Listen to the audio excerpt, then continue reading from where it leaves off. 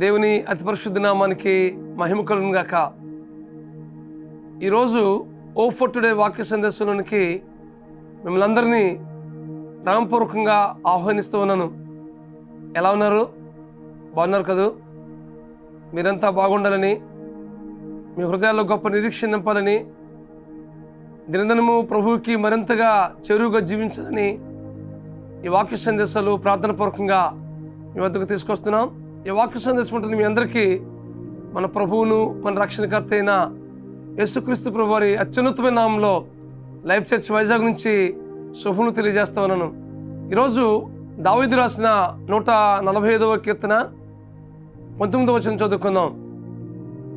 తన యందు భయభక్తులు గల వారి కోరిక ఆయన నెరవేర్చును, వారి మొర ఆలకించి వారిని రక్షించును. ఈ వాగ్దానంలో ఒక షరతు ఉంది. ఈ వాగ్దానాన్ని మనం పొందుకోవాలంటే దేవుని యందు భయభక్తులు కలిగి ఉండాలి. దేవుని యందు మనం భయభక్తులు కలిగి జీవిస్తున్నప్పుడు మన కోరికను నెరవేర్చే దేవుడు మన దేవుడు. అలాంటి వారు దేవుని వాక్యాలు మనం చూసినట్లయితే చాలామంది ఉన్నారు.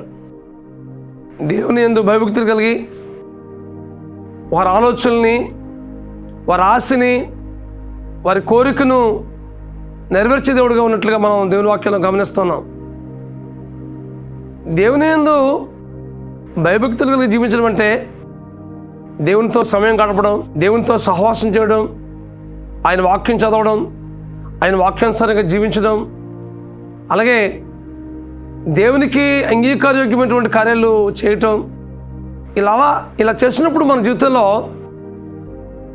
మనం ఆయన యందు భయభక్తులు కలిగి జీవించిన వారంగా ఉంటాం. దేవుని యందు భయభక్తులు కలిగి ఉన్నాం అంటే చుడితనాన్ని అసహించుకుంటే జ్ఞానానికి మూలమని దేవుని వాక్యం మాట్లాడుతుంది. కాబట్టి ఆయన పట్ల మనం భయభక్తులు కలిగి జీవిస్తూ ఉన్నప్పుడు మన జీవితంలో ఎలాంటి ఆసక్తి ఉందో, ఎలాంటి కోరిక ఉందో వాటన్నిటిని నెరవేరుస్తాడు.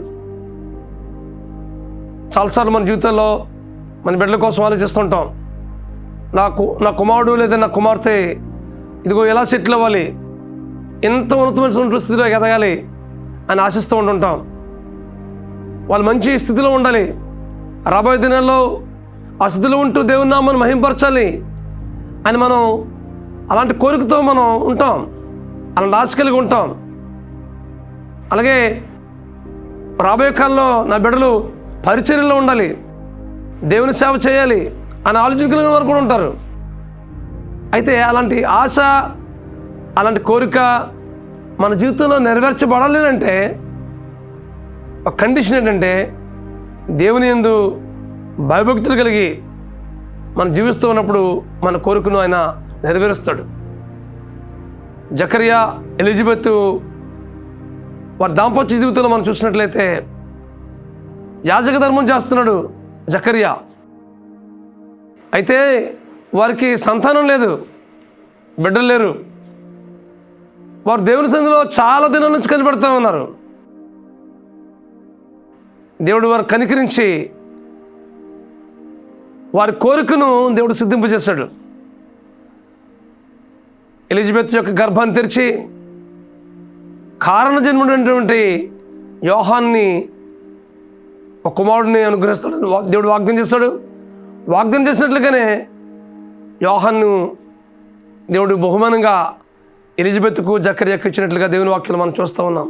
అలా యోహాన్ని వారు పొందుకోవడానికి కారణం ఏంటంటే వారు దేవుని యందు భయభక్తులు కలిగి యాజక ధర్మం చేస్తూ, దేవుని కొరకు నమ్మకంగా బ్రతుకుతూ, ఆయన చిత్తాన్ని నెరవేరుస్తూ, ఆయన వాక్యానుసారంగా జీవిస్తూ, ఆయనతో నిత్యము సహవాసం చేసిన స్థితిని బట్టి దేవుడు ఆ కోరికను వారి జీవితంలో సిద్ధింపజేస్తాడు. మీ జీవితంలో కూడా ఎలాంటి ఆశ అయితే మీకుందో, ఎలాంటి హృదయవాంఛ మీ జీవితంలో ఉందో వాటన్నిటినీ మీ జీవితంలో నెరవేర్చాలని మీరు ఆశిస్తున్నారా? మీ జీవితంలో ఇలాంటి కార్యం జరిగించాలి, ఆ కుటుంబంలో ఈ గొప్ప కార్యాలు జరగాలి అని మీరు ఆశిస్తున్నారా? అయితే దేవుని యందు భయభక్తులుగా మనం నేర్చుకుందాం. ఆయనతో సహవాసం చేద్దాం, ఆయనతో కలిసి బ్రతుకుదాం. ప్రతి విషయంలో కూడా ఆయనకు ప్రథమ స్థానం ఇద్దాం. తద్వారా మన జీవితంలో దేవుడు ప్రతి కార్యాన్ని తన చిత్తానుసారంగా, తన వాక్యానుసారంగా మన జీవితంలో జరిగిస్తాడు. కాబట్టి ఈ వాక్యం ఉంటుంది మీ జీవితంలో పరిపూర్ణంగా ప్రభు సన్నిధిలో సమర్పించుకుందాం. ప్రభువా, మీ యందు భయభక్తులు కలిగి ఉన్నాం. మాకు మా కుటుంబానికి, మా బిడ్డలకు దయచేయి ప్రభువా. మా జీవితంలో ప్రతిదీ ప్రభువా మీ చిత్తానుసారంగా, మీ వాక్యానుసారంగా మా జీవితంలో కార్యాలు తలపెట్టు ప్రభువా. మా హృదయవాంఛలు తీర్చి ప్రభు అని మీరు ప్రార్థన చేసినట్లయితే మీ జీవితంలో గొప్ప కార్యాలు చేస్తాడు. అట్టి కృప పరిశుద్ధాత్మదేవుడు మీకు అనుగ్రహించి నడిపించును గాక. ప్రార్థన చేసుకుందాం. రామస్వరూపుడా, మహాకృపగల మా తండ్రి, మీ యందు భయభక్తులు గల వారికి ప్రభువా వారి కోరికను నెరవేరుస్తామని, వారి మొర్ర ఆలకిస్తామని ఏదైనా వాగ్దానం చేస్తావు ప్రభువా. అయితే మీ యందు భయభక్తులు కలిగి ఉన్నాం నాయన, మాకు నేర్పించమని ప్రార్థిస్తున్నాను ప్రభువా.